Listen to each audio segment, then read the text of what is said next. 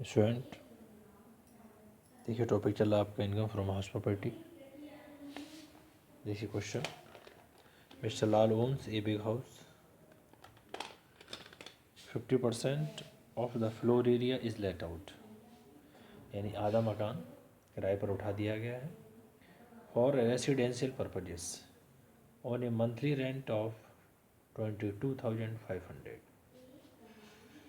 25% of the floor area is used by the owner for the purpose of his profession, which remaining 25% of the floor area is utilized for the purpose of his residence. यानी 50% किराए पर उठा दिया गया है, 25% अपने profession के लिए यूज करता है और 25% सेल्फ ऑक्यूपाइड यानी स्वयं रह रहा है। Other particulars of the house are as follows. पूरे मकान के रिगार्डिंग इंफॉर्मेशन दी हुई है। देखिए म्यूनिसिपल वैल्यूएशन ये 6 लाख दे रखी है, लेकिन लेट आउट पोर्शन की हो जाएगी स्टूडेंट इसमें 3 लाख, क्योंकि 50% को लेट आउट कर दिया गया है फॉर रेसिडेंशियल पर्पजेस के लिए। स्टैंडर्ड रेंट ये 9 लाख है, ये भी 4,50,000 हो जाएगा। म्यूनिसिपल टैक्स दे रखा है 80,000, ये भी 50% हो जाएगा यानी 40,000। रिपेयर्स 30,000 दे रखी है। Interest on capital borrowed for repairs 3 lakh, तो लेट आउट पोर्शन के लिए 1,50,000 हो जाएगा, 1,50,000। ग्राउंड रेंट 8,000 दे रखा है। Annual charges 10,000, fire insurance 12,000। Compute the taxable income from the house property of mister Lal for the assessment year 2020-21। Student देखिए इस question में वो कह रहा है कि 50% पोर्शन को लेट आउट कर दिया गया यानी किराए पर उठा दिया गया फॉर रेसिडेंशियल पर्पजेस, और 25% को अपने प्रोफेशन में यूज करता है और 25% को सेल्फ ऑक्यूपाइड यानी स्वयं रहता है। देखिए इसका solution student, solution computation of income from house property for the assessment year 2020-21। देख ली, फर्स्टली हम डिस्कस करेंगे half house for late out यानी लेट आउट पोर्शन के बारे में, जिसको ए दिया गया है। देखिए क्वेश्चन में वो कह रहा है कि 50% को लेट आउट कर दिया गया फॉर रेसिडेंशियल पर्पजेस के लिए, जिसका मंथली रेंट 22,500, 22,500। देखिए सबसे पहले हमें इसमें एक्सपेक्टेड रेंट कैलकुलेट करना होगा और एक्चुअल रेंट, क्योंकि क्वेश्चन में म्यूनिसिपल वैल्यू दे रखी है 6 लाख। म्यूनिसिपल वैल्यू का 50% 1/2 करेंगे, 6 लाख का हो गया 3 लाख।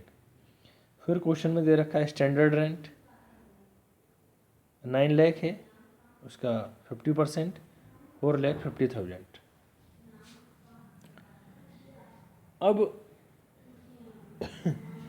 स्टूडेंट जो इसका रूल्स है, म्यूनिसिपल वैल्यू फेयर रेंट जो इन दोनों में ज़्यादा होता है उसको एक्सपेक्टेड रेंट माना जाता है, लेकिन लेकिन स्टैंडर्ड रेंट से ज़्यादा ना हो। फिर एक्चुअल रेंट देखते हैं, जो ज़्यादा होगा वो एक्सपेक्टेड रेंट, फिर एक्चुअल रेंट। एक्चुअल रेंट और एक्सपेक्टेड रेंट में जो दोनों में ज़्यादा होगा, जो ग्रेटर होगा, उसको ग्रॉस एनुअल वैल्यू मान लिया जाएगा। ग्रॉस एनुअल वैल्यू 3 लाख आएगी इसकी। फिर उसमें से स्टूडेंट म्यूनिसिपल टैक्स माइनस करते हैं। म्यूनिसिपल टैक्स माइनस करने के बाद एनुअल वैल्यू आता है। फिर एनुअल वैल्यू में से डिडक्शन से अंडर सेक्शन 24 के अंतर्गत, जैसे 30% ऑफ एनुअल वैल्यू और सेकंड इंटरेस्ट। एनुअल वैल्यू, उसके बाद जो भी इनकम या लॉस आता है वो फाइंड आउट कर लेते हैं। देखिए स्टूडेंट, इसका प्रॉपर तरीके से अब solution. Municipal value 3 lakh, standard rent 1/2 किया यानी 50%, 4,50,000। देखिए तो यहाँ पर एक्सपेक्टेड रेंट हो गया आपका 3 लाख, और एक्चुअल रेंट वो कह रहा है 22,500, 22,500 रुपीज़ पर मंथ के हिसाब से इंटू 12, यानी 22,500 इंटू 12, ये आया स्टूडेंट आपका एक्चुअल रेंट।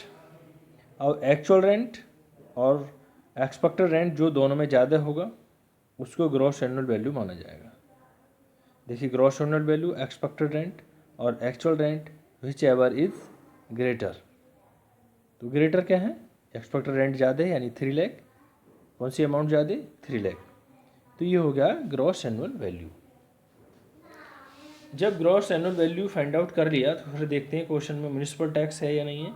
क्वेश्चन में म्यूनिसिपल टैक्स पेड दे रखा है 80,000।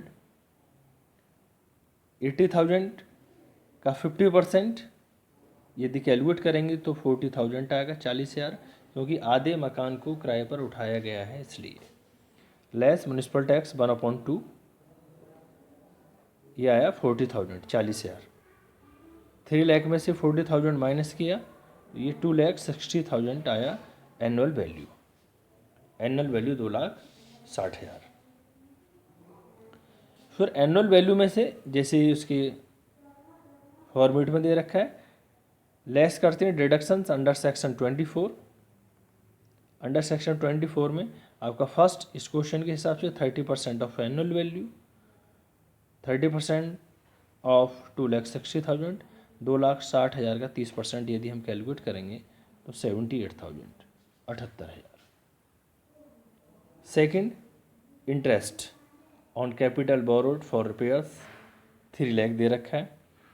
3 लाख का 50% कैलकुलेट करेंगे तो 1,50,000। अब 30% of annual value plus interest, इन दोनों को ऐड करने के बाद एनुअल वैल्यू में से माइनस करेंगे तो 78,000 प्लस 1,50,000 या 2,28,000, 2,28,000 आया। 30% एनुअल वैल्यू और इंटरेस्ट दोनों को ऐड करने के बाद 2,60,000 में से 2,28,000 माइनस किए। माइनस करने के बाद income from let out house, ये बचता है आपका, इनकम हुई है लेट आउट हाउस से 32,000 की, यानी 32,000 हुई इसकी इनकम। फिर स्टूडेंट इसके बाद कैलकुलेट करेंगे सेल्फ ऑक्यूपाइड को, और सेल्फ ऑक्यूपाइड हाउस से हमेशा लॉस आता है।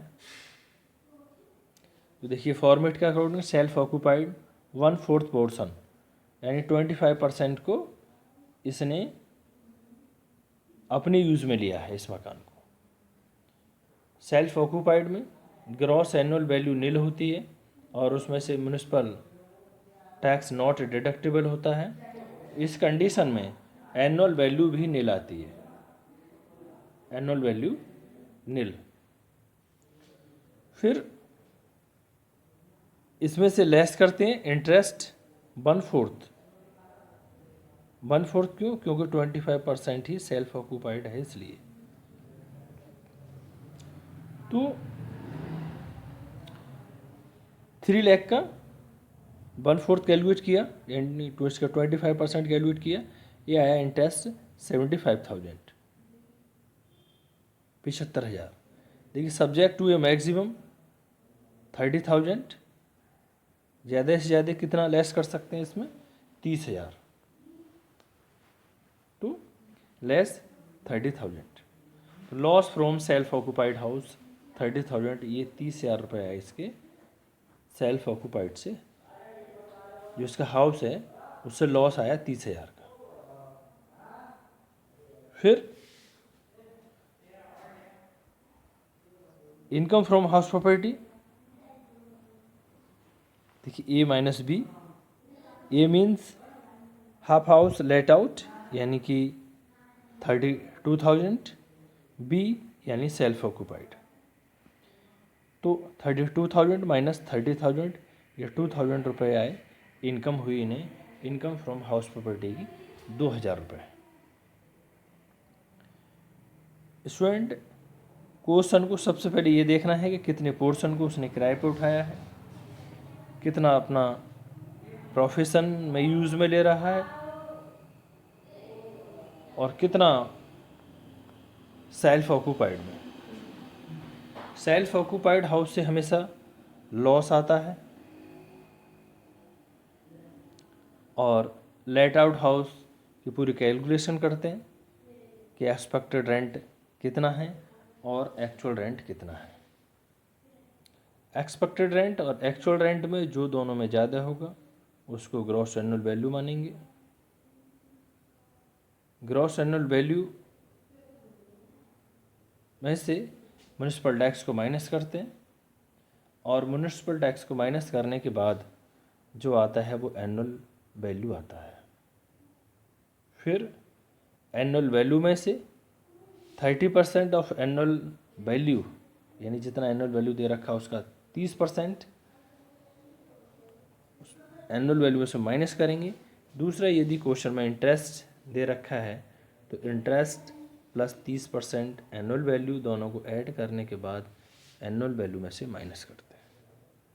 माइनस करने के बाद income from let out house या इनकम फ्रॉम हाउस कैलकुलेट होता है। तो इस क्वेश्चन में भी ऐसे ही किया है।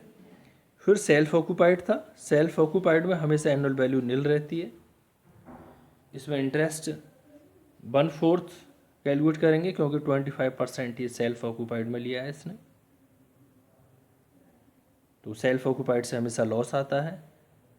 32,000 में से 30,000 माइनस किए, 2,000 इनकम आती है। Thank you student.